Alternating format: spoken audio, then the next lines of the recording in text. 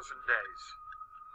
That's the number of days to the deadline for reaching the MDGs, and the number of days in which to save a child's future. When children are denied the right nutrition from pregnancy to the age of 2, they suffer stunting. The damage to their development is irreversible.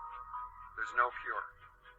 Stunted children are not only shorter than they might have been, they're more susceptible to disease and at higher risk of obesity, diabetes, and cardiovascular disease. Their brain cells don't grow as they should.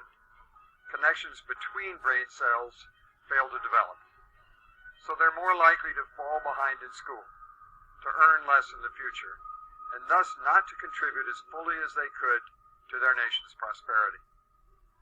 165 million children under the age of 5 are stunted worldwide. No child deserves this. No society should allow it. We can prevent stunting, and at relatively little cost. All it takes are micronutrients, hand washing, breastfeeding, good child feeding practices, and community nutrition program. When every child can fully seize the future, it is our future that benefits as well.